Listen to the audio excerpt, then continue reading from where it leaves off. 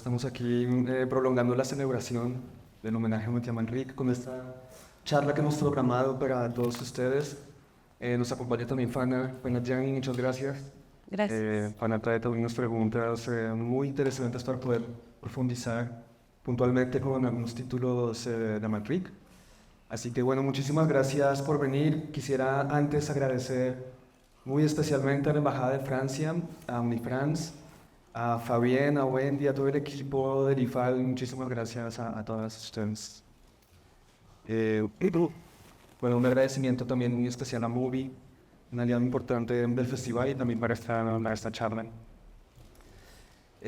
Pues bueno, yo quisiera comenzar con Fana. Vamos a estar acá peloteando también algunas preguntas. Yo quisiera comenzar un poco comentándoles, pues no sé si algunos de ustedes sepan que,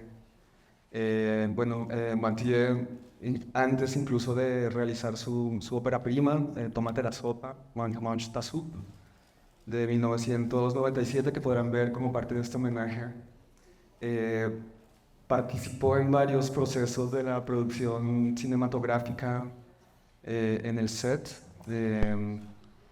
Ya me corregirá, Flutie, creo que comenzaste con todo este mundo del cine a los 17 años, en oficios incluso como el catering, comida, en transporte, pasado por montaje, por supuesto en asistencia de dirección con directores pues, bastante importantes como Louis Malle, por mencionar solo a uno.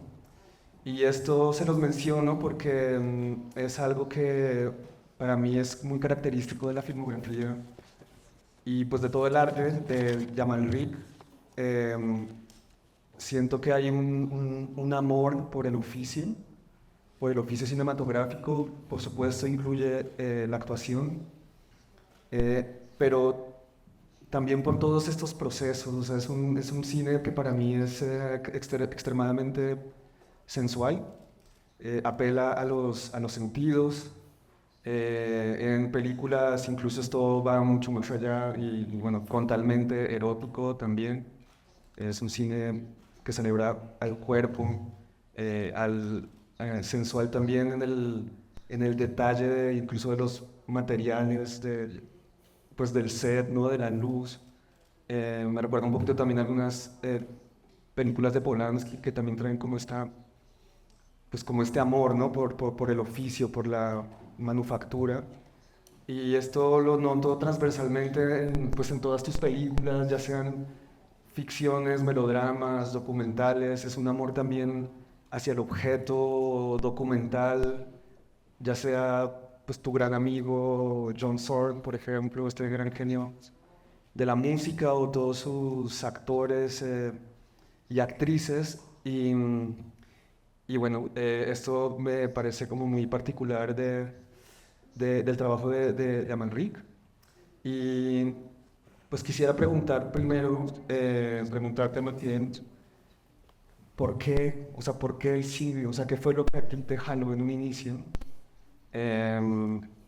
hacia este universo, ¿no? En el que has participado transversalmente pues, en distintos oficios? Y bueno, desde hace ya pues, muchísimos años como director y productor y pues, creador, ¿no?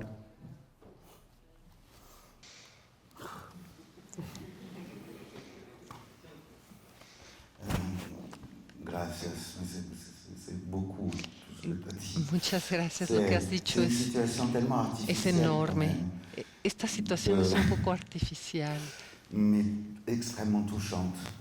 pero muy conmovedora.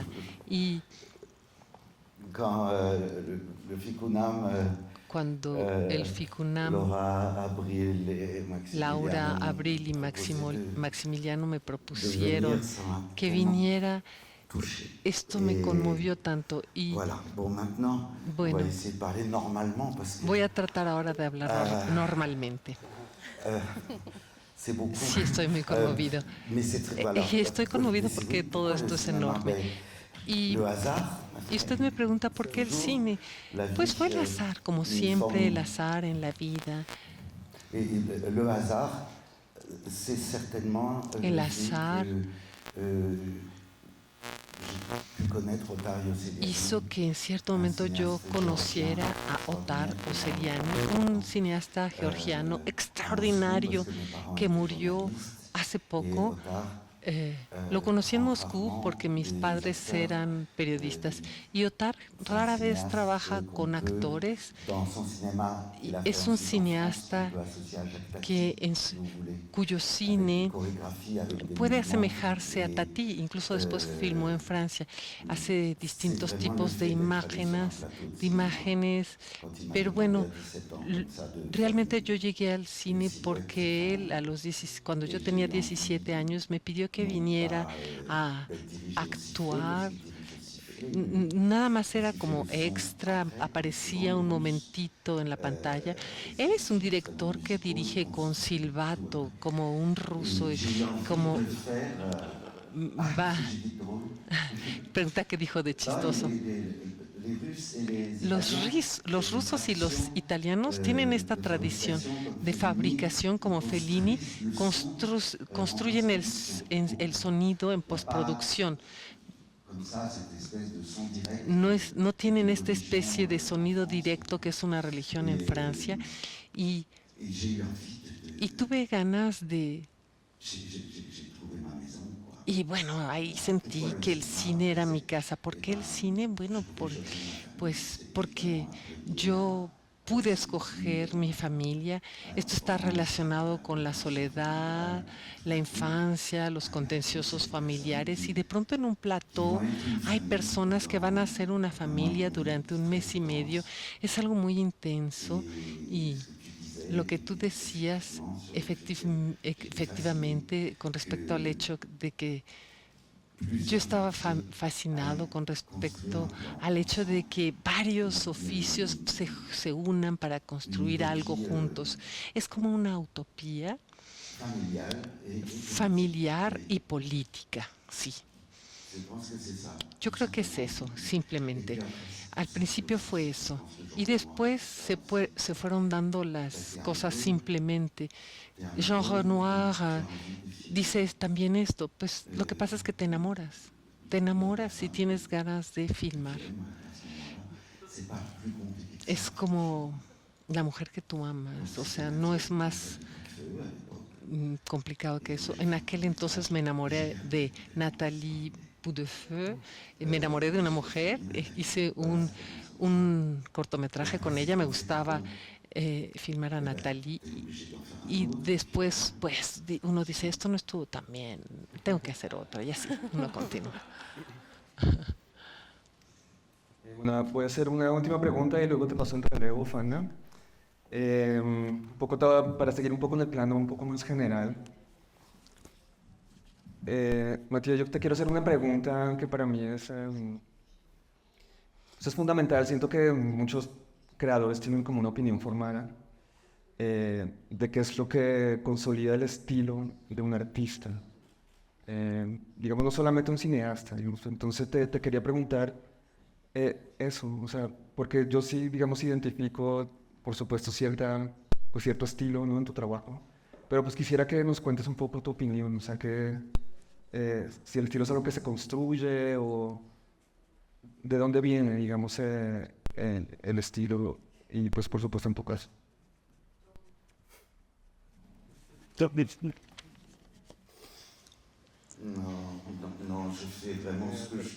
No, de verdad yo hago lo que puedo con lo que tengo. Cada película es nueva.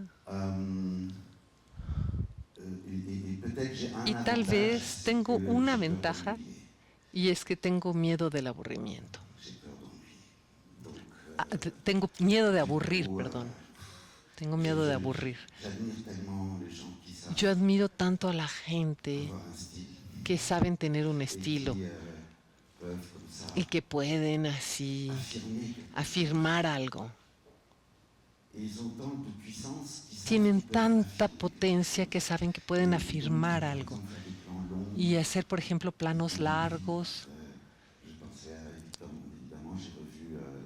y atraparnos. Pienso en Víctor Erice, vi su película Membrillo Y si vemos una película como esta, vemos que hay espectáculo todo el tiempo. Donc, non, non, non, souvent c'est ça que j'ai déjà fait. A menudo me digo, no, eso ya lo hice, entonces tengo que hacer una cosa distinta. Voilà, c'est pas. Avec l'âge, évidemment. Con la edad, evidentemente, en cierto momento uno siente como que empieza a detectar costumbres. Entonces, Par exemple, yo diría, por ejemplo, et ça marche pas, hein, je retombe toujours là-dedans. y es algo que no funciona porque siempre vuelvo a lo mismo, pero le decía a las productoras, a Leticia y a Yael, les decía, la próxima vez voy a hacer una película en la que se trate de un relato cronológico en orden. Ya, basta con esto de la memoria, los recuerdos, las proyecciones, lo imaginario, el desorden. No, no, no, no, ya. Me encantan las personas que me cuentan las historias en orden, pero ¿qué creen? No funcionó. La película que fue proyectada ayer, Abrázame fuerte, no fue cronológica. Voilà, ça part toujours là en ce moment j'essaie d'écrire quelque chose. No fue en orden cronológico. Entonces, bueno, en general yo trato de llegar a algo muy sencillo, pero generalmente me hago nudos en la cabeza y entonces después me las tengo que arreglar para resolver esto. Y entonces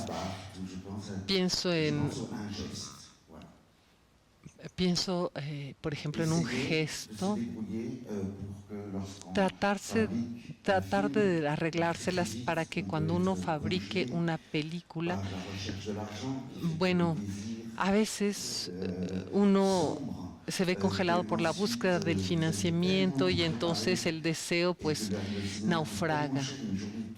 El cine cuesta tan caro, un solo día de rodaje cuesta tan caro. Entonces esto se puede congelar. Pero en todo caso trato de que esto siga siendo una especie de gesto. Y no encontré ninguna otra solución más que releer todo y decidir las cosas en la misma mañana del rodaje. Esto es complicado para el equipo, que es como un grupo de teatro, que ya me conocen.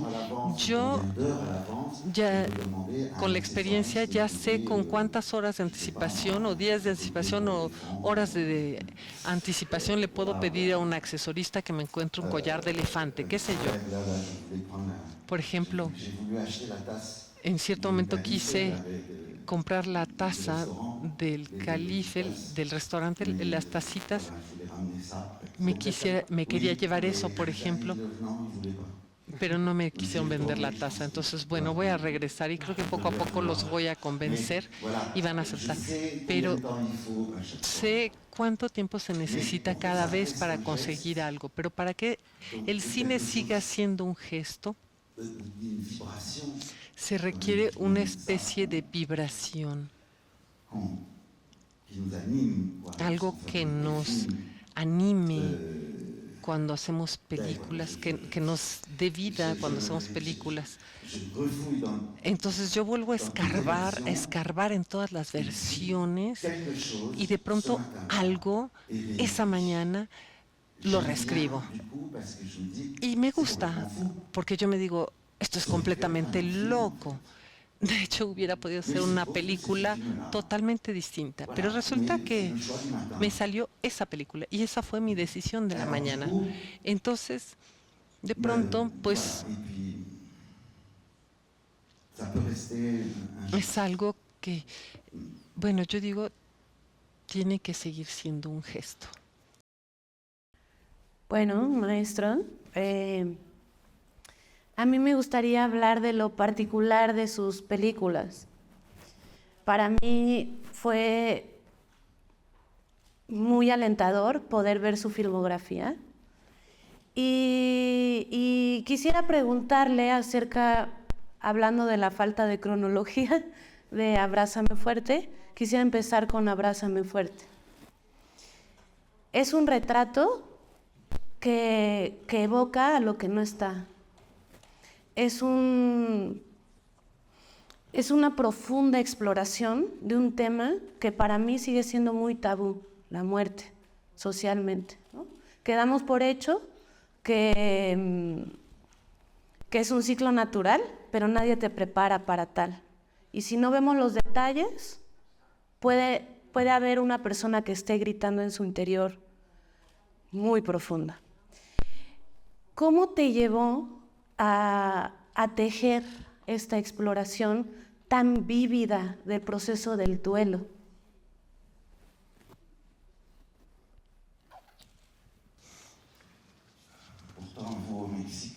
Y sin embargo, ustedes en México son mucho mejores para abordar la muerte que nosotros en Europa. Creo que tendríamos mucho que aprender de ustedes. Aquí justamente es algo mucho más vivo, reciben a los muertos, en fin. Es este texto de Claudine Gallea. Es una dramaturga francesa. Escribió un texto 15 años antes que ella había imaginado para el teatro, un texto que se llamaba Vuelvo de lejos. Y nunca se presentó la obra, y un amigo muy cercano que actuaba en mis cortometrajes quería montar esa obra de teatro, pero debido a cosas de la vida no pudo ser. Entonces me dio el texto y algo en mí se conmovió. Yo creo que tocó un nervio, y a mí me gusta tomar textos en los que en principio no ve uno cómo podría hacer cine con eso, porque entonces justamente eso nos obliga a celebrar absolutamente todas las herramientas del cine. Que es necesario que hagamos algo que no hubiera podido ser más que cine. Si uno toma un material, estaba escrito con gráficas diferentes, había voces internas en itálicas, eran sucesiones de cuadros. Y después, pues, creo que yo me enamoré del gesto de esta mujer, es decir, su gesto de imaginación. Simplemente me basta decirme que soy yo la que me fui. Yo fui la que me fui, y ellos se quedaron. Entonces ellos siguen estando allá, puesto que yo me fui. Entonces ella invirtió las cosas, y a partir de ahí, evidentemente, el cine empieza a entrar por todos los agujeros. Empiezan a entrar las películas de fantasmas, los sonidos, las juxtaposiciones. Todo se empieza a volver un cine sensual, claro está. Y lo que sucedió es que cuando yo empecé a escribir, al cabo de un día y medio, y ni siquiera un día y medio, Vicky Krieps, la actriz, me visitó. Pero como si fuera Juana de Arco, ¿me entienden? Y ya, ahí estuvo todo, ya. Y yo vi en el anuario y encontré su teléfono. Llegó a Francia 3 semanas más tarde, y cuando llegó yo todavía ni siquiera tenía el guión, y de alguna manera ya tomó el relevo. ¿Y por qué hacemos una película? Pues es muy sencillo, son cosas. Yo pensé mucho en mi mamá, realmente mucho, que perdió un hijo, mi hermano, quien murió muy joven, y mi madre era capaz de dialogar con él, era capaz en su imaginación de tener una relación con él. Mi padre, en cambio, no fue capaz de hacer eso, y entonces él fue destruido. Él estaba atrapado en la pura tragedia y no logró llegar a inventar una historia con el ausente. Et voilà, et je me suis dit, Y ya. c'est ça dont j'étais amoureux, c'est Y ce me geste dije, d'imagination. de esto es de lo que estoy enamorado, de este gesto de imaginación. C'est accueillir le cinéma. Hablando de la adaptación, Blue Room perdón. Está basada en la novela literaria de George Simenon.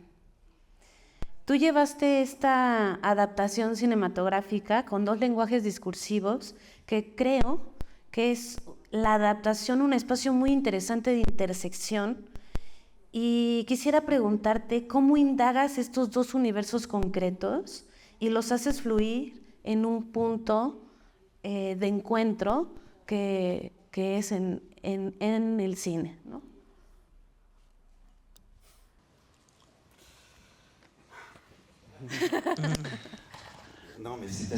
No, bueno, al cabo de un momento, por supuesto, uno está como en una encrucijada. Es decir, o digo cualquier cosa con el amor del cine con respecto a mi amor por el arte, o bien digo por qué digo verdaderamente una película. Y francamente es algo muy íntimo. No sé, uno no hace una película porque uno ama el cine.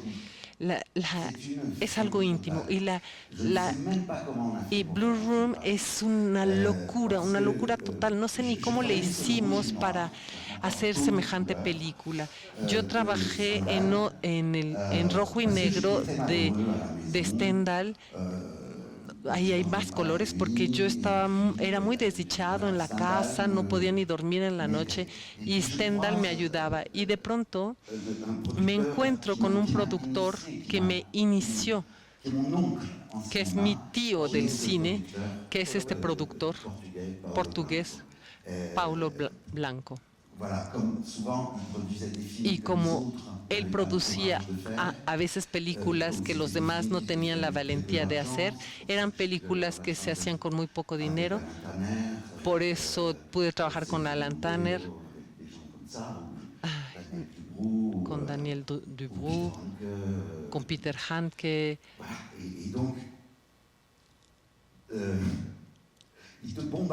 Y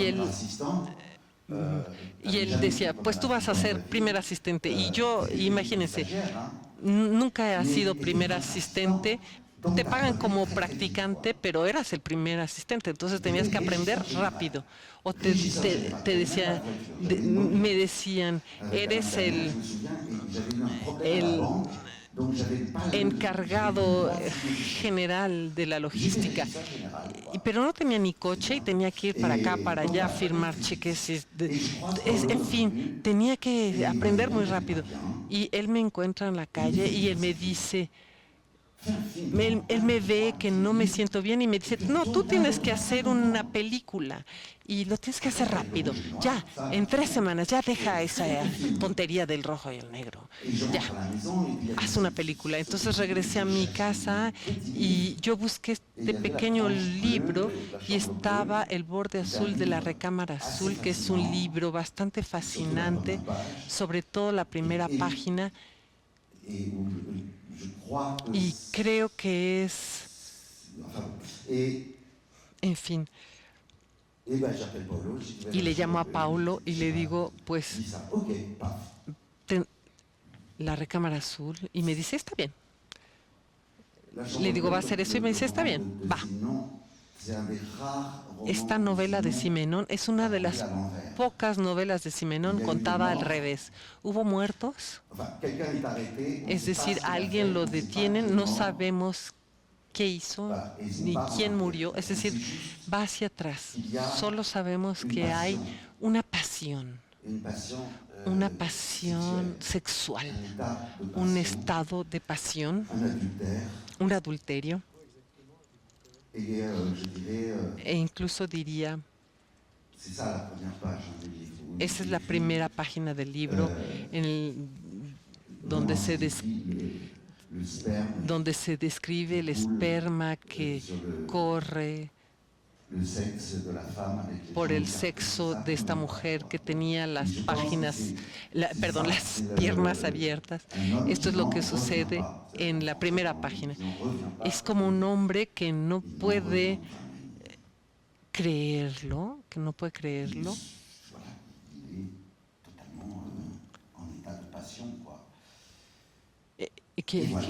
puede salir de un estado de pasión. Esa es la segunda encrucijada que tomo. Mi mujer en ese momento tenía un amante.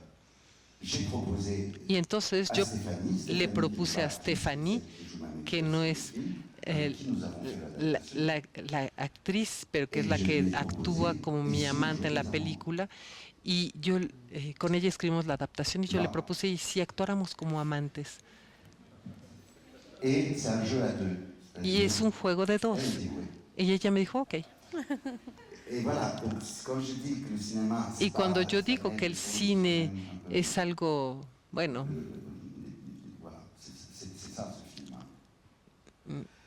bastante íntimo, pues es eso, es esta película. Así es esta película. Y después trabajamos mucho la adaptación,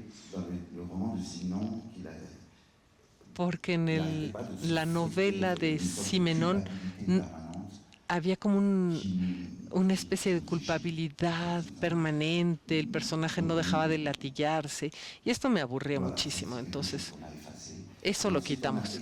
Y después escribimos gráficamente el guión sobre 2 columnas,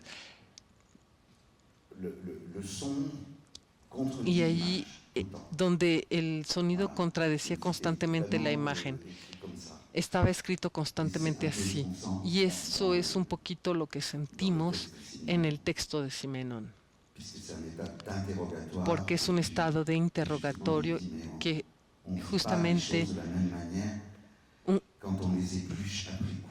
uno se dice, no se viven las cosas de la misma manera cuando uno piensa en ello a posteriori que cuando se vive en ese momento. Es un poquito lo que me está pasando ahorita, que trato de encontrar palabras para hablar de algo, pero bueno, yo tomé esa encrucijada, un camino en una encrucijada, no es porque me gustara tanto Simenon, sino que me encuentro con alguien en la calle que me dice, no estás bien, tienes que hacer una película, y Stéphanie me dice, estoy de acuerdo contigo para hacer esta locura y actuar contigo como amantes. Y ella ni siquiera era actriz. Y como en el libro había indicios así, ella estaba demasiado grande para él. Entonces Stéphanie es muy alta. Y bueno, Como en la novela también. después de esa idea inicial hace falta trabajo, claro. Dans le roman aussi, elle est plus grande, n'est-ce pas, que lui? Sí, exactamente. Sí, estaba escrito en la novela. O sea, no fue mi culpa, ¿no? No fue mi culpa.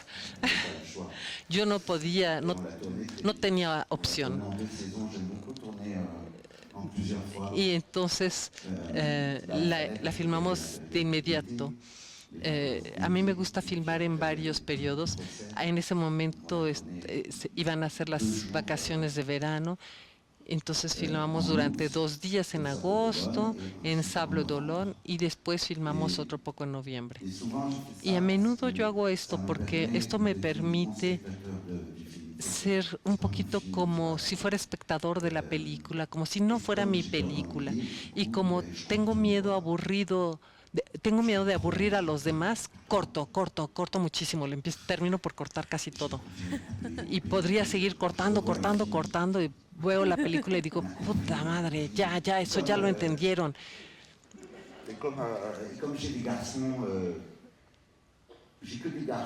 Y como solo tengo hijos, hombres jóvenes, ellos son capaces de ver una película en un teléfono mientras al mismo tiempo están teniendo una conversación en Facebook. Bueno, no en Facebook no como creen, eso ya es de viejos, en Instagram. Y están haciendo 4 cosas al mismo tiempo, y entonces las cosas van muy rápido para ellos, muy rápido.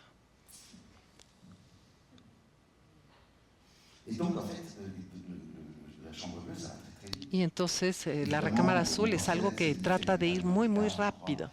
Et puis voilà, Me parece que dura 1 hora y cuarto. Après, avec le cycle du travail, voilà. Y ya después, la verdad es que todo es puro trabajo. C'est faire. Y bueno, uno ya conoce su oficio, ¿no? Bueno, después de todo, pues sí, también conoce su oficio para que las informaciones sean destiladas ahí donde es necesario y que uno quiere que sean destiladas ahí. Y uno está tanto en una obsesión, se mete tanto en la obsesión que uno dice, el papel del juez, pues quién sabe, ¿no? A lo mejor él no se siente seguro, porque eso es muy hermoso en Simenón. Siempre busca lo que es común entre los seres humanos, no lo específico, sino que se interesa en lo que es común. Todos nosotros somos parecidos. Él estudió mucho el psicoanálisis.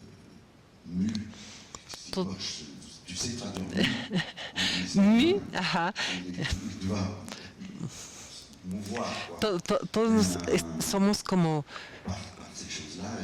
nos conmueven estas cosas, nos mueven estas cosas.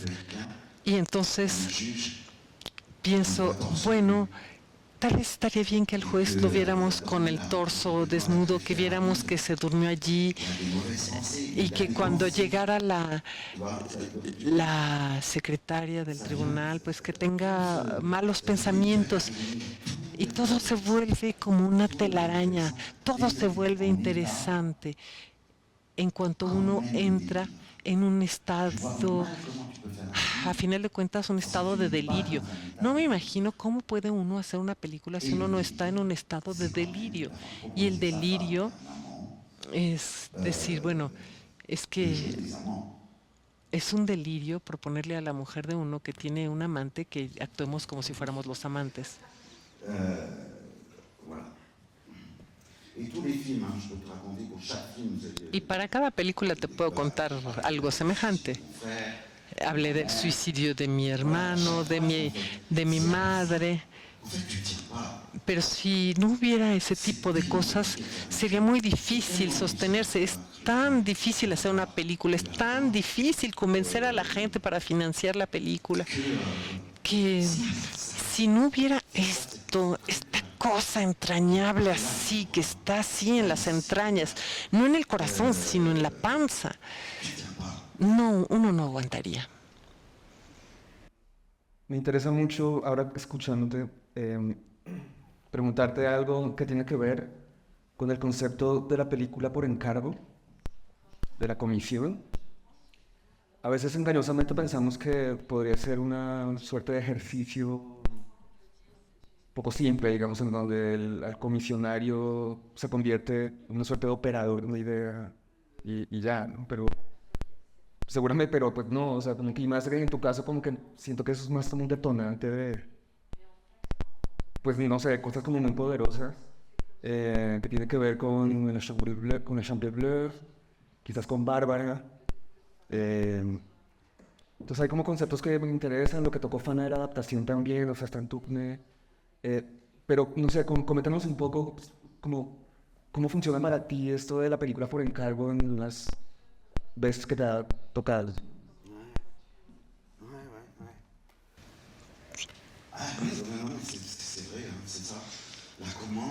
Pues exactamente como tú dijiste, es eso, o sea, es así como dijiste, porque para empezar no me puedo aburrir porque no viene de mí. Eso es genial porque uno se deshace de sí mismo, pero después, pues es como en la escuela, uno encuentra astucias. A uno le gusta jugar contra la autoridad. Tú me pediste que hiciera esto, esta es la regla, bueno, entonces vamos a buscar cómo darle vuelta a la regla. Ese es el lado Godard, el lado alumno rebelde. ¿Quieres que haga esto? No, voy a hacer esto otro. Vamos a ver, voy a hacer esto y a ver qué resultado da. Y tengo estas dos cosas juntas cuando hay un pedido. Por ejemplo, durante el confinamiento, durante el COVID, los teatros estaban cerrados en París, en toda Francia, y una televisión dijo, bueno, vamos a ayudar a la gente de teatro. Les vamos a proponer un equipo de 25 personas más o menos para hacer captaciones de obras que después se van a mostrar en la televisión, o obras de teatro que no podían ser presentadas. Y había una obra de Thomas Bernard que es Mettre en ciel, poner en el cielo, fue una de las últimas obras de él, y había que hacer una captación con 6 cámaras. Ensayábamos en la mañana y filmábamos en la tarde y ya. Y ahí me dije, puedo tener 4 técnicos, pero una sola cámara, y tal vez 3 días. Yo creo que debería costar lo mismo en vez de 25 técnicos, ¿no? Y me dijeron, sí, está bien. Y entonces pude hacer una película, porque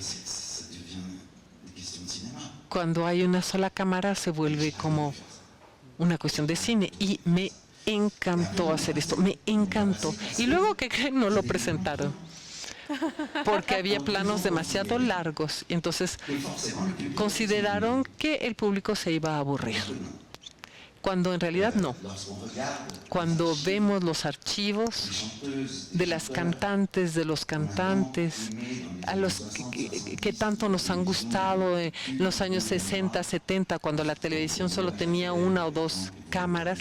Por ejemplo, esas tomas de Jacques Brel en las que lo vemos mucho tiempo y nos da tiempo de ver su cara, su transpiración, sus gestos. Eso nos atrapa. Y en esta obra había un solo actor en el escenario, era Nicolas Bush, que estaba ahí solito. Y dije, hay que hacer algo así. Tenemos que ver cómo empieza a sudar. No vamos a cortar en todos los sentidos para que no se sepa quién está mirando y por qué. Pero entonces, por culpa de eso, no lo presentaron. Pero me encantó hacer eso. Y los pedidos es así. Y con Bárbara, pues es igual. Para Bárbara, Pierre Léon, él iba a hacer la película con Jean Balibar. Él tenía una obsesión con esta cantante Bárbara desde siempre, pero no habían encontrado un productor. Y un día un productor más bien mainstream le llamó a Jean y le dijo, me gustaría hacer una película sobre Bárbara con usted. Y ella dijo, perfecto, y entonces me invitaron a cenar, y yo pensé que era solo por amistad, y no, para nada, era una emboscada, y me dijeron, nunca vamos a lograr hacer la película. ¿Y si tú lo intentaras? ¿Qué tal?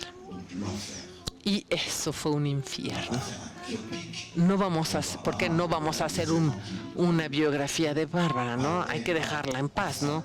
No vamos a hacer una biopic.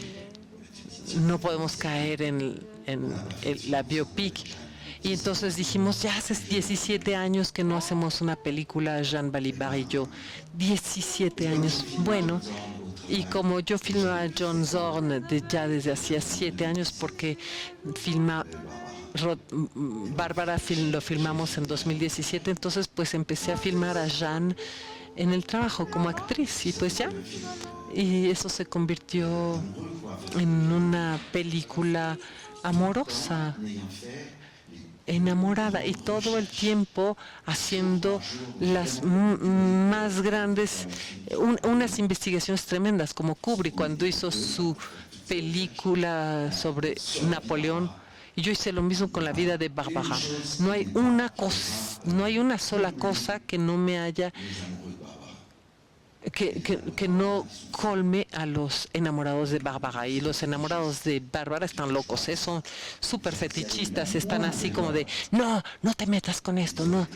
Si hubiese habido el menor error, habrían se habrían sentido escandalizados, no lo habrían aceptado. Entonces encontramos un dispositivo para contar la vida de alguien y para que yo filmara a Jean, y también de trabajar con el escritor con el que escribí. Partimos de esta cuestión muy simple de deshacernos de la biopic, que es algo real, que es que nunca conocemos la vida de la gente. No conocemos la vida de la gente. Y a partir de ahí, todo se vuelve apasionante. Es un poco como en Citizen Kane. Como nadie ve a Rose Bolden al final, excepto el público.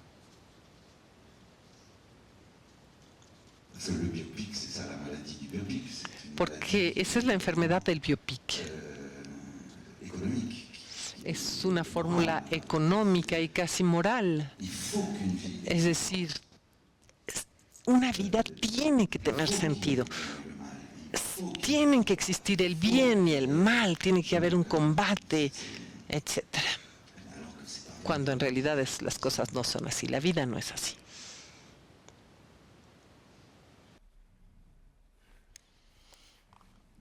Bueno, hablando de la audacia, me gustaría preguntarte, como bien dices, llevas muchos años filmando a John Zorn, este compositor muy importante en el free jazz, en la música experimental, que tiene también una peculiaridad al hacer scores para películas.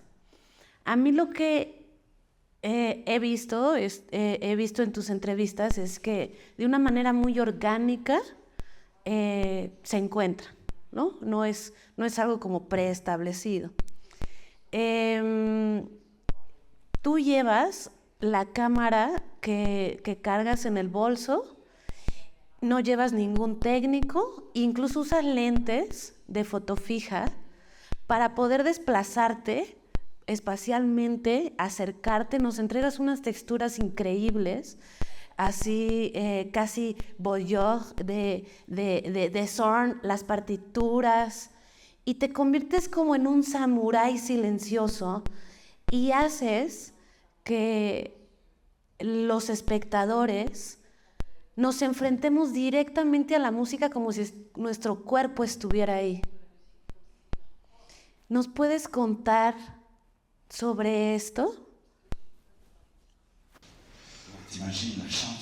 ¿Te imaginas la suerte que yo tenía de estar ahí? Nadie puede filmar a John Zorn normalmente, pero entre nosotros nació una amistad y él me propuso. Sí, tenía que ser un pedido una vez más, este asunto. Nos conocemos en el 2008 porque él necesitaba a alguien que recitara en francés el Cántico de los Cánticos en París. Y luego nos hicimos amigos y 2 años más tarde me dice, hay una televisión que quiere un retrato de mí. Y yo pienso, empiezo este trabajo que iba a ser que yo pensaba que iba a ser para la televisión, pero que creen, nunca les entregué los formularios, los expedientes, no había producción, nunca llegó el financiamiento, pero la costumbre de filmarlo se me quedó y seguí filmándolo únicamente cuando la vida hacía que nos encontráramos. Y solo 6 años después, en 2016, John tuvo esta idea y me dijo, ¿y por qué no una película entre 2 sets de músicos en estos maratones musicales, porque estos conciertos pueden durar 2 o 3 días? Creo que aquí en México hace unos meses hay uno que duró 15 días cuando vino a la Ciudad de México a hacer un concierto. Y pues así fue. Con Caroline de Tournay, la montadora, empezamos a ver lo que había filmado y nos dimos cuenta que sí, era muy orgánico. Era una cuestión de respiración.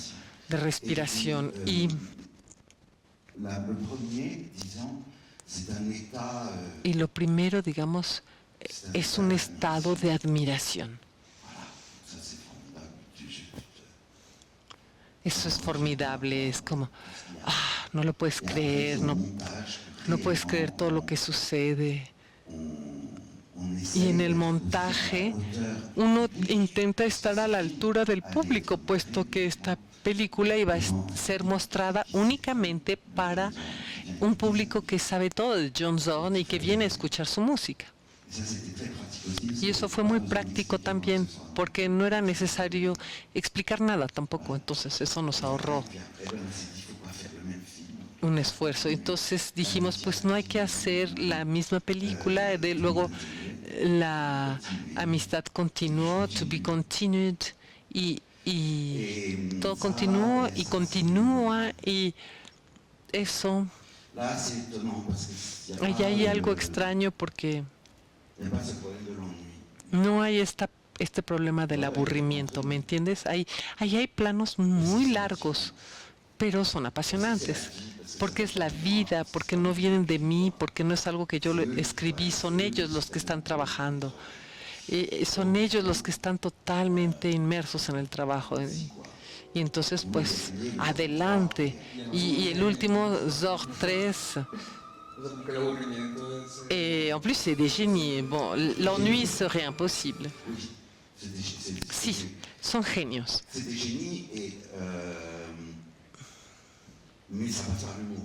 Son genios, pero también todo esto pasa a través del humor. No tienen una mentalidad así de seriedad.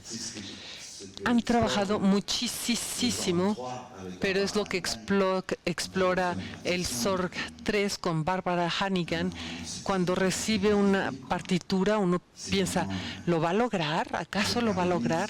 Y con Caroline hay una historia incluso en el 3. Llamamos a esto Rocky porque nos preguntamos, ¿lo va a lograr? ¿Lo va a lograr? Siempre he filmado mucho, siempre traigo una cámara. Me gusta, es cierto lo que me decías hace rato en la apertura con respecto al hecho de amar físicamente las herramientas. Sí. Me gustan mucho los problemas técnicos, que de hecho no son problemas. Y es lo que me gusta también en el mundo de John Zorn. Un músico es alguien que crea conciertos y que se ocupa de la economía, de los salarios, y tiene que tener la valentía de subir al escenario, improvisar, pero también tener la capacidad de improvisar y de hacer que la gente trabaje junta. Son muchísimas cosas, hay muchas cosas en juego. Entonces, si uno le propone a un grupo de amigos, a un equipo, si uno le propone una película, es necesario que uno pueda transmitirles ese apetito. Y eso es lo que yo siento que hace John, me parece, que está siempre escuchando también. Todos terminan por escucharse, y entonces ahí volví a encontrar eso del amor. El cine, ese cine nació porque en el plató escuchamos una escucha. Eso me interesa mucho y hay algo que me fascina, porque, bueno, esta charla, el festival, lo gestamos desde la universidad, de la máxima casa de estudios de México. Estamos en el plano académico, digamos, totalmente. Corrígeme si no, pero pues nunca pusiste un pie en la historia del cine. Y todo lo que dices y todo este universo cautivante, digamos, se me antoja académico, digamos, como que no proviene de ahí, sino justo del oficio, y es construir una carrera impresionante, como realizador y colaborando desde las tablas con cineastas realmente como muy importantes, como para la vida, y Raúl Ruiz y Oseguera, y no sé, Cronenberg, puedo seguir, los hermanos Lapierre, de Plechant, Pues no, no sé, es que no tengo una pregunta, es más bien como... Bueno, no sé, sí, o sea, ¿qué opinas de la academia? O sea, acá seguramente cineastas también, estudiantes. Tenemos una maravillosa escuela de nada, ¿no? Pero creo que estos complementos está súper bueno y también como curadores y programadores es un privilegio exponerse a películas y a trabajos como el tuyo. A mí, no sé, cuéntanos un poquillo. Bueno, evidentemente, yo ni siquiera logré entrar a las escuelas de cine. Fracasé en todos los exámenes de entrada a las escuelas de cine. Nunca fracasé en el examen de entrada al ITEC, que era el FEMIS. Y yo me dije, si fallo en el examen de entrada, voy a hacer una película. Es una tontería, sí. Y yo decidí hacer un cortometraje con los estudiantes de Louis Lumière, donde era una escuela mucho más técnica, porque ahí se podía sacar una cámara, un micrófono. E hice un cortometraje malísimo, el que se perdió con Nathalie Boudefeu. Pero no importa. Pero yo estaba tan celoso de los que sí habían logrado entrar a la escuela, porque ellos por lo menos iban a tener, dije, no van a ser fragmentitos aquí de los que no entiendes nada, no, porque en la escuela te van a dar una visión global, las cosas se van a relacionar entre sí, los saberes se van a volver tan apasionantes. Van a poder hablar de cine todo el día, van a poder ver películas, pelearse. Es algo extraordinario, ¿no? Pero los que estaban en la escuela me decían, no, al contrario, tú eres el que tienes suerte porque tú ya estás trabajando ahí. Yo estaba trabajando como practicante en Adiós a los niños de Louis Malle. Me decían, sí, pero tú ya estás allí. Y yo les decía, pero no, yo de hecho no veo nada. Primero me preguntaron, ¿tienes coche? Y yo les dije... que sí, tuve que conseguir un crédito para conseguirme un coche, un coche barato, podrido, porque si no, no iba a conseguir el trabajo. Y de hecho con un walkie-talkie al final de la calle estaba allí bloqueando a los coches para que se callaran. Y yo decía, sí, qué maravilloso el cine, ajá. Muy bonito. Y les dije, no, ustedes sí están aprendiendo cómo se hace cine en la escuela. Yo no, yo estoy ahí haciendo nada. Pero las dos cosas son ciertas, es decir, al haber pasado todas esas horas, porque el cine es lo que yo les contaba, es un asunto muy militar. Es un lugar, un espacio de humillaciones. Por eso es tan importante lo que está sucediendo en este momento en Francia, por ejemplo. Francia se está despertando en torno a estas cuestiones. Esta cuestión de que una mirada se construye entre dos, como con Stéphanie, era un juego pero que construimos entre dos. Pero todas esas horas pasadas,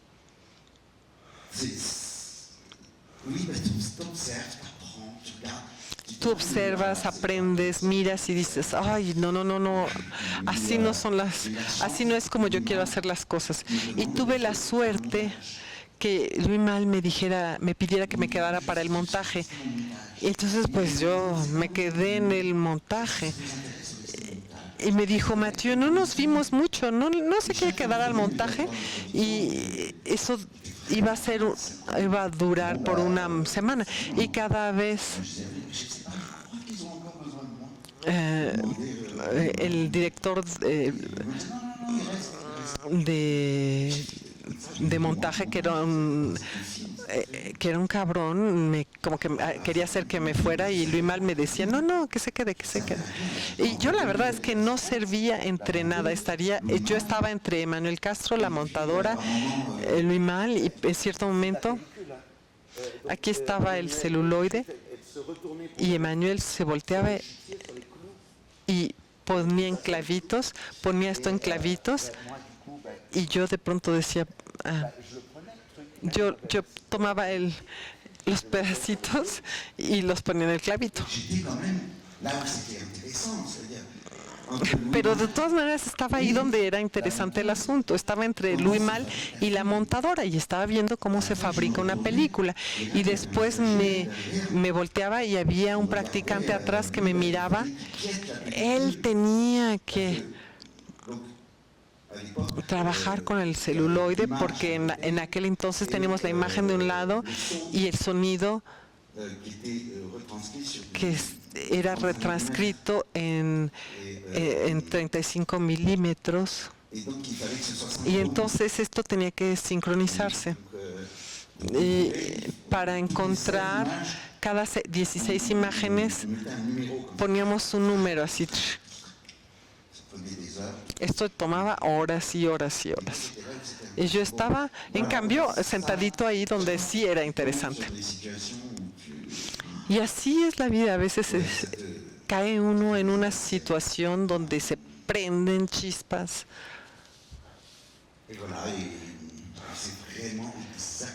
Y eso es exactamente lo que pasó con esta aventura de vida de actor, que nació también de la casualidad. Yo tenía que filmar un cortometraje con mi abuela y también mi padre, pero sobre todo mi abuela y mi amigo Laurent, que ya había actuado en mi cortometraje anterior. Él es el amigo que me dio el texto de Claudine Galea. Y el miércoles yo como con mi madre y íbamos a empezar el jueves. Pero el miércoles a mediodía, en aquel entonces no existían los celulares, y él me dice, no, a la abuela la hospitalizamos mañana por la mañana, tiene 90 años, la vamos a hospitalizar.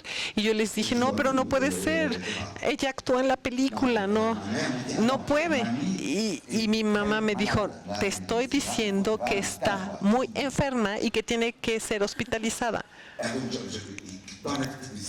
Y ahí es donde el cine es una locura, ¿no? Porque yo digo, pues tengo 4 bobinas de celuloide en el refrigerador que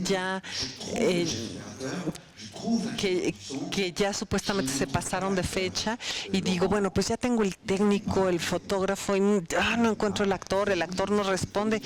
Entonces, porque yo digo, pues hay que ir a filmar ahorita mismo esta tarde. Y dije, no importa, lo voy a hacer. Y me dice el fotógrafo, ¿estás loco? ¿A poco vas a hacer la película hoy en la tarde? Y le dije, no, filmamos y la película vemos cómo le hacemos después. Y yo tenía que hacer esa escena con mi abuela esa tarde. Y Arnaud ve ese cortometraje,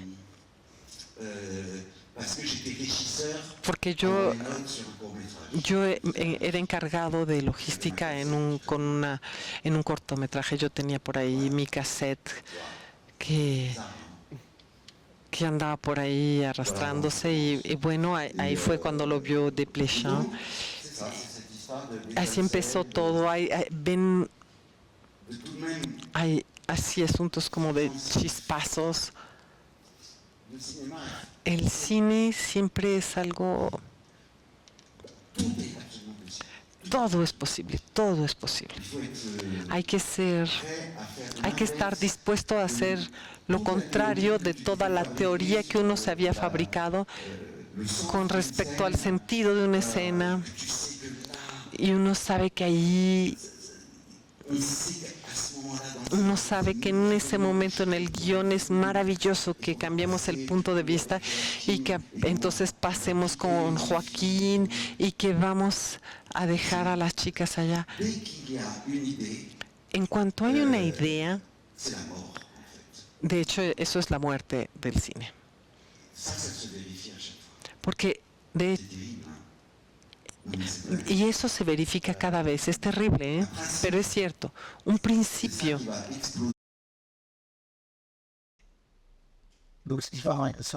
En principio eso es lo que va a explotar primero. Entonces hay que tener el placer de la flexibilidad absoluta, del vuelo planeado en el que uno no sabe ni cómo va a aterrizar. Uno quita el pie y de las cosas se caen, pero bueno. Así. Eso, confieso que es uno de los grandes placeres del cine, porque la palabra arte, artista, creación, afortunadamente ni siquiera existen. No nos estorba todo esto, no nos estorban todas estas cosas. Y sin embargo tiene que ser algo muy habitado.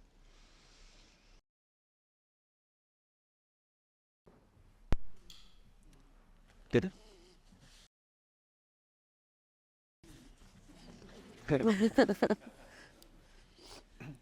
Quisiera hablar de Tournai.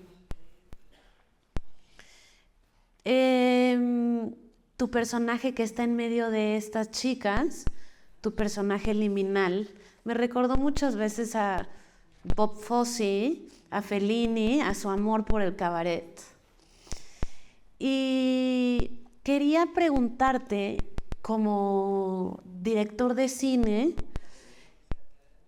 ¿cómo hiciste para actuar, dirigir y estar en toda la composición de esta pieza que se me hace maravillosa?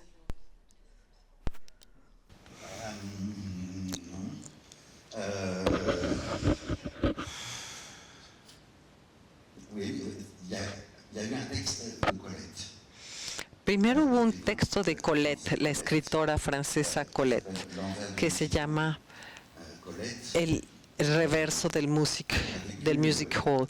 Colette vivió, se enamoró, ella escribió desde muy joven, fue un gran amor para un escritor que era muy, muy célebre en aquel entonces, que se llamaba Willy, y ella tenía 16, 17 años, y ella descubrió con la sexualidad, etcétera, muchas cosas. Es un hombre al que amó muchísimo, pero y ella escribía, pero él evidentemente, los libros que ella escribía,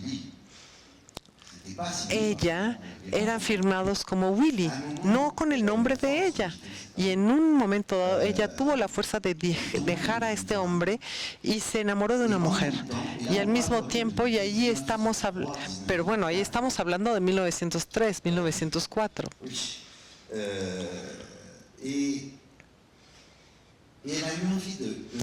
tuvo ganas de hacer espectáculos, de irse de gira y de hacer cosas que eran escandalosas en aquel entonces, un poco ligeras de ropa. Y un periódico más tarde, en 1913, le pidió que recordara eso y describir tal vez esto como en forma de croquis, de notas, cositas así. Y eso es lo que hizo todos los días en este periódico en la mañana. Había cositas así que se llamaban el reverso del music hall.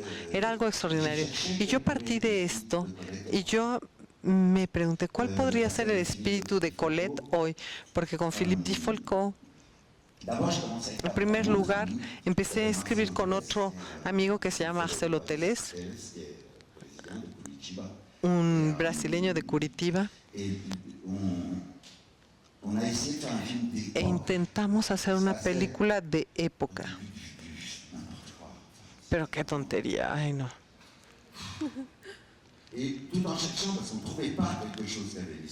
Y buscando, no encontrábamos lo que tenía el espíritu de Colette hoy. Y un día yo estaba filmando acerca del mundo del burlesque que no conocía. Fuimos a la ciudad de Nantes con Philippe Dufolco y dijimos, aquí está, es esto.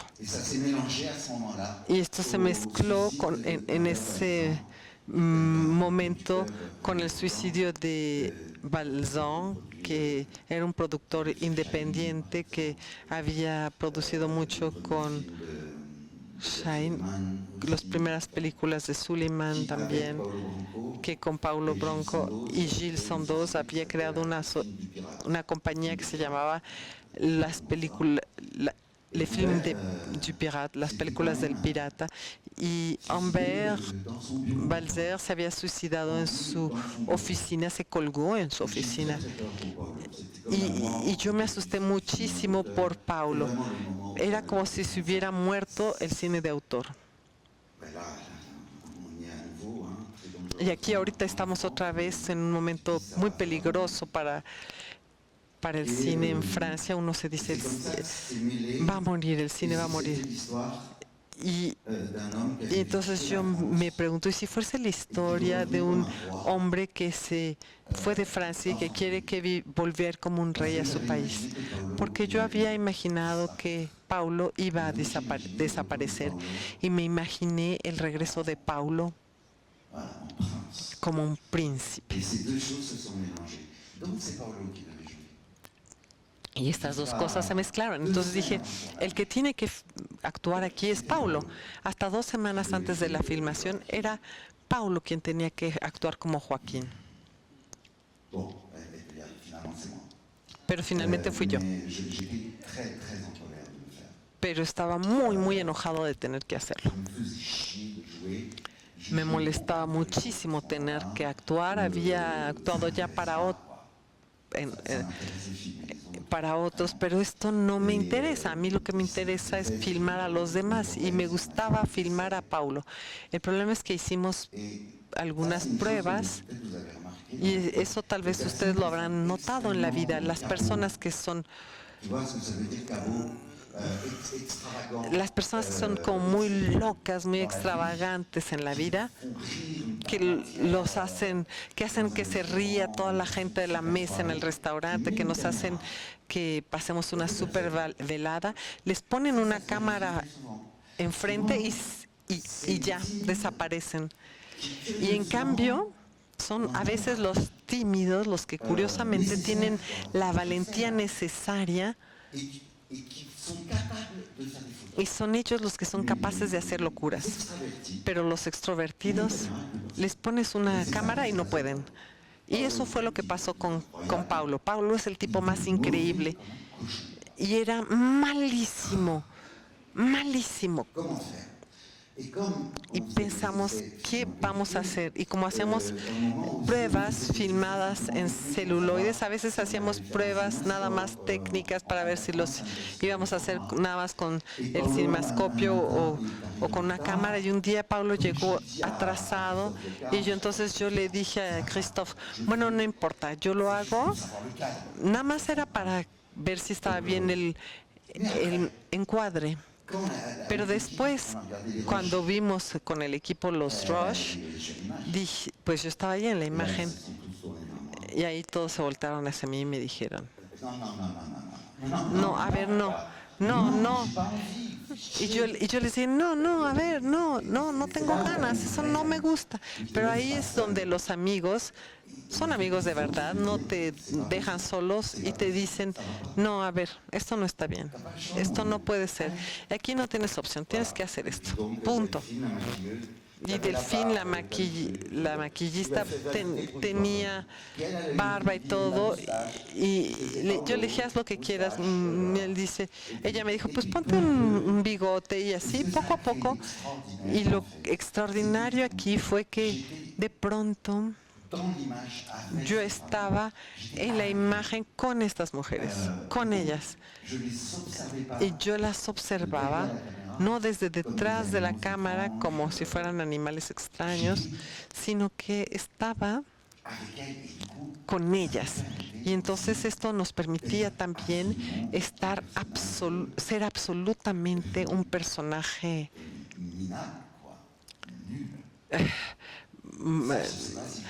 miserable, horrible. No sé si eso me hubiera atrevido a pedírselo a alguien más. Y ahí yo pude vivir todas mis fantasías de cerdo. Mi personaje era macho. Me divertí, fui mal padre. Era malísimo este tipo con sus hijos, ni se acordaba de sus fechas de nacimiento. Eran una mierda. O sea, todo lo que uno tiene ganas de hacer y que no tiene derecho de hacer. Y me divertí mucho. No eran mis hijos en la película. Y entonces salió bien. Y gracias al bigote también, yo podía dirigir, tener las ideas en el momento, ahí mismo, en el campo, porque cuando tenía bigote podía hablar y no se veía. Yo susurraba indicaciones y también mi primer asistente se hacía cargo de muchas cosas, en particular de la escena en la que Mimi Lemieux me da una bofetada. Y esa fue la que le dijo, porque tenemos la escena, y le dijo, no, vamos a hacer otra. Porque yo, como yo actuaba, yo no uso esto, el video, esta pantallita de video para ver lo que sucede en mi mismo plató, porque eso es un infierno, ya no se pierde el ritmo.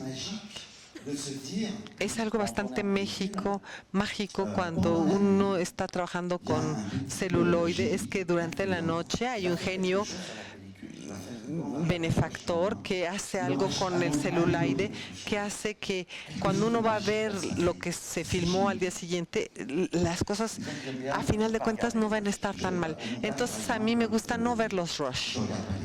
En el montaje no veo los rush. No, eso no fue François, lo hace François o es Annette, pero no. Y ya después llego yo y yo soy el espectador y entonces después pues hasta puedo darme el lujo de criticar. Eso es algo bastante más fácil.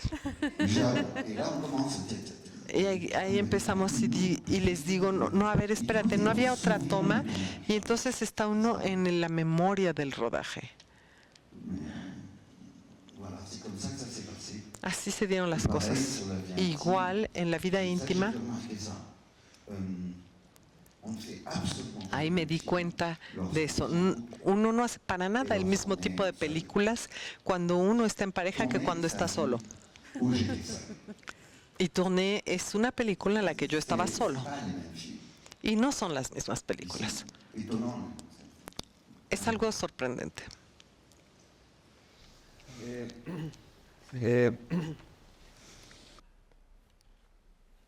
Es que a ver, me encanta mucho que, o sea, tu cine como tus películas, o sea, siento que son muy reactivas, o sea, como tu impulso y como tus ideas, las películas de donde provienen, no sé si eso dialoga un poco también con el oficio de actuar, que es un oficio también como de reacción, ¿no? O sea, como que, ¿no? Hay un estímulo y reacción, y luego tus películas siento que también son muy reactivas, no sé, a tu red afectiva, a tu red pues, sí, de amigos, de productores, de lo que te apasiona, y lo combinas con asuntos personales, ¿no?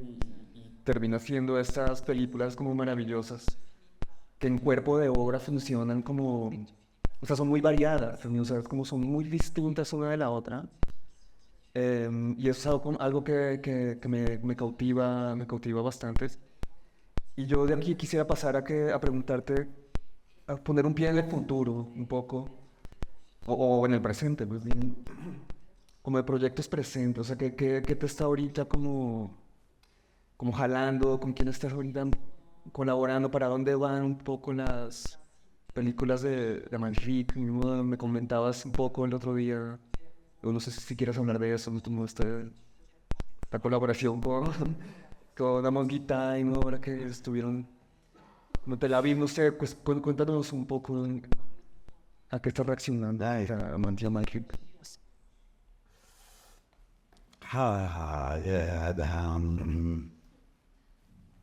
Oui, il y a des choses qui ont changé. Je dirais que Sí, hay cosas que cambiaron.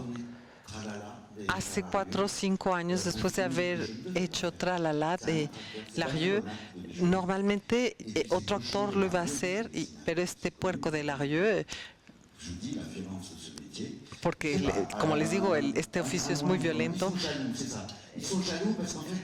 a un mes me dice, están celosos porque él va a actuar con la Fosse un poco antes, entonces no es posible.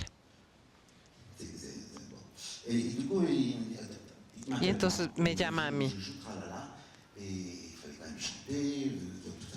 Y había que cantar y todo. Y me encantó hacer eso. Los hermanos Darieux, con ellos somos muy amigos en la vida, nuestros hijos son amigos.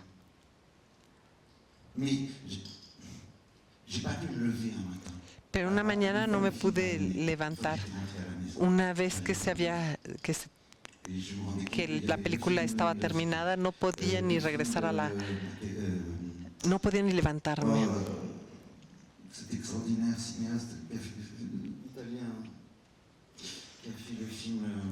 Este italiano, ¿cómo se llama? En torno a Pietro Marcello.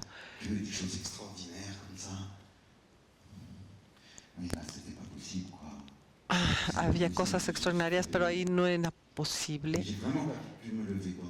De verdad no me pude levantar durante 8 días. Y tuve la valentía sentí que yo les tenía que llamar. No estaba poniendo las películas en peligro, eran películas que iban a hacerse en 6 meses, tal vez, etcétera. Y ahí me detuve. Y eso fue lo dejé todo y eso fue muy importante. Y ahora vivo con roomies en París, así no necesito mucho dinero, comparto el departamento con un músico y un escritor, y esto se volvió un lugar de trabajo extraordinario, de alegría, están los hijos también, y hace 9 años que estoy trabajando en El hombre sin atributos de Robert Musil. El hombre sin atributos de Robert Musil.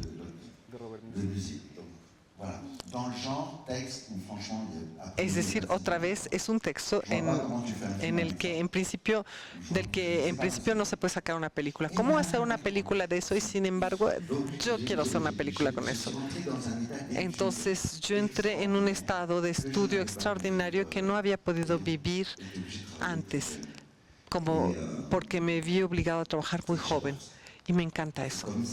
Es como si yo estudiara la Biblia o la Torá o el Corán o qué sé yo, me adentro en ello y es algo extraordinario. Y me gustaría hacer algo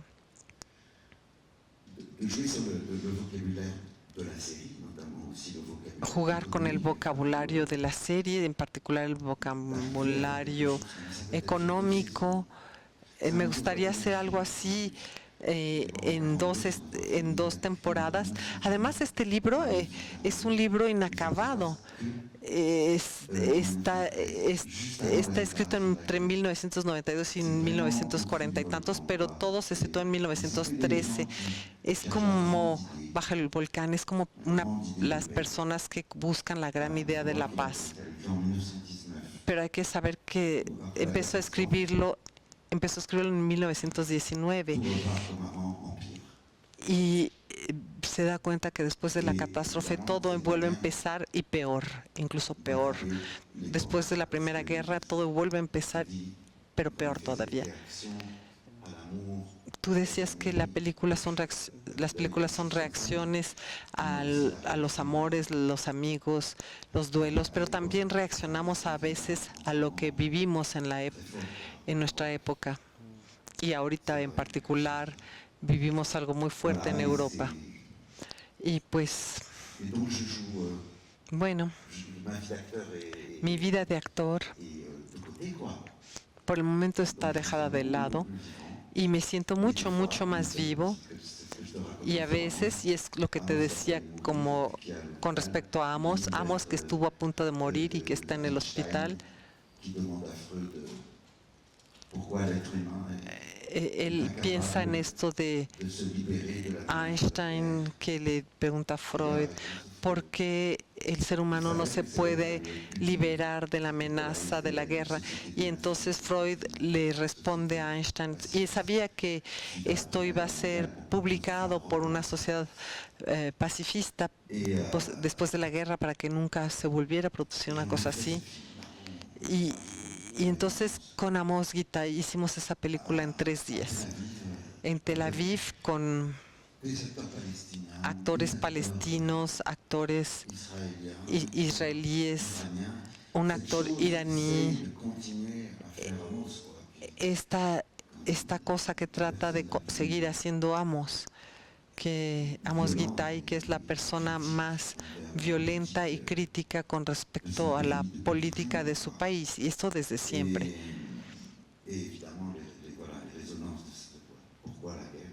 Voilà. Entonces, y se vuelve a preguntar por qué la guerra, pero ahí no había guión ni nada, no había ni un pedacito de papel, no había más que esta carta inicial. Y Amos sabe, Voilà, il sait que tu vas bosser, quoi, et que tu vas étudier. y Amos sabe que uno va a trabajar y va a estudiar, y yo sí me puse a estudiar. Puis voilà, on a fait. C'était voilà, 3 jours. Y entonces hicimos esta película en 3 días. Et sinon, mes productrices, La semana pasada, y mis productoras Yael y Leticia, que son como hermanas, que son verdaderamente hermanas, les hace falta hacer una película conmigo, lo extrañan y me dicen, ay, Musil, en lo que encuentras dinero para esta película, ¿no quieres mientras hacer una pequeña película? Una peliculita, mientras. Y ya sabemos cuál es la trampa, porque todos sabemos que no existe ninguna peliculita pequeña. Y entonces me muestran el texto de una mujer extraordinaria que se llama Vinciane Després, que es una filósofa de las ciencias, una etóloga, psicóloga, y su último libro se llama Autobiografía de un pulpo, y es alguien que viene de Donna Haraway, de Isabelle Stengers, de Morisot, de Bruno Latour, y que escribió y que actúa como lo saben hacer los surrealistas belgas. Y ahí propone textos de anticipación, en donde estamos en una época, en un futuro sin fecha, donde en las universidades se estudia las capacidades expresivas de lo vivo, de los animales, de las plantas. Ya es algo que ya se admitió, ya no se discute en el futuro. Todos ya saben que la araña, con sus vibraciones y con su manera de crear archivos, con sus telarañas, va marcando por dónde ha pasado y va creando un relato. Se sabe que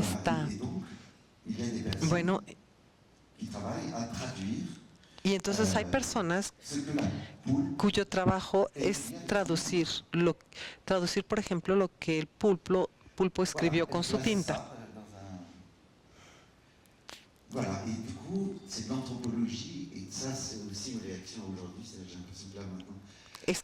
Entonces va a ser un trabajo de antropología. Me parece que hoy estamos así como asfixiándonos, ya no respiramos, y gracias a la antropología esto abre los mundos y todo se vuelve apasionante. Ella partió mucho también de una escritora de ciencias ficción que es Ursula K. Le Guin, y que había inventado algo donde los científicos se pelean acerca del significado de las exudaciones que dejó una hormiga en una hoja de acacia, y que ellos empiezan a traducir y se dan cuenta que la hormiga escribió de hecho un panfleto. Pero esto parte de investigaciones actuales, reales. Todo eso existe, de hecho. existe, se sabe. Los pulpos, bueno, ni siquiera es necesario que les explique. Ni siquiera entendemos cómo es posible que estos animales que viven solo entre 6 meses y 2 años es capaz de transmitir algo a la generación siguiente. Hay algo como de metapsicosis. No sabemos si es reencarnación o qué, pero logran transmitir algo a la generación siguiente. Y su cerebro tiene que ver mucho con el tacto y cada tentáculo es independiente. Los pulpos hacen como free jazz. No es tan centralizado su cerebro. Es genial. Y también ella escribió un texto sobre los wombats, que son animales de Australia que se parecen a los koalas y que tienen una particularidad. Y esto es cierto, todo esto es cierto. Hacen caquitas cúbicas. Pero les estoy diciendo la verdad, ¿eh? Y hay científicos, la famosa Patricia Young, porque esto es cierto. De verdad trato de entender por qué. Y Vincent va a ir un poquito más lejos, porque claro, los wombats hacen paredes con sus caquitas cuadradas. Y es una forma de señalización de dónde está su madriguera, cosas así. Y hay estudios así que mostraron que en los grandes incendios de Australia se dieron cuenta que los wombats habían creado muros más grandes, como si hubieran querido salvar a los otros animales. Recibieron a otros animales en sus madrigueras para que pudieran sobrevivir a los incendios atroces que tuvieron lugar en ese momento. Y ella parte de esto y lleva esto más lejos, dándose cuenta que tal vez no solamente el ser humano el que tendría conciencia de que hay algo más allá. Es decir, que no solamente hay espiritualidad en los seres humanos. Tal vez tiene algo que ver con la espiritualidad, que los muros se construyan siempre en la misma dirección. Es muy emocionante y también es una comedia y también es algo contra el poder. El saber que se vuelve poder los mandarines, como decimos. Y yo me divierto con eso por el momento. Me divierto con eso y prometí un guión para el 18 de agosto. Porque sí, hay que darse fechas. Hay que darse fechas. Porque si no, bueno, ahora yo le dije a Vincent que les voy a dar un guión el 18 de agosto. Y usé esto que te conté. Bueno, porque el 1 de septiembre vamos a hacer algo en Bélgica, en un festival de lectura, y Benoît Poulvord escribió. El actor Benoît Poulvord es el que escribió, y entonces con Vincent le di el guión antes y en escena me va a decir, vamos a trabajar en torno al guión frente a la gente para que nos dé miedo.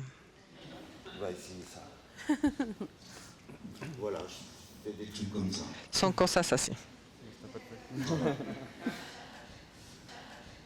Bueno, se nos acaba el tiempo, así que muchísimas gracias. De verdad, muchísimas gracias para todos ustedes por estar aquí y acompañarnos en esta hermosa charla que tuvimos. Gracias otra vez a la Embajada de Francia, al IFAL, a MUBI, en nombre de la Filmoteca, de FICUNAM y de la UNAM. Muchísimas gracias y que sigan disfrutando la programación del FICUNAM.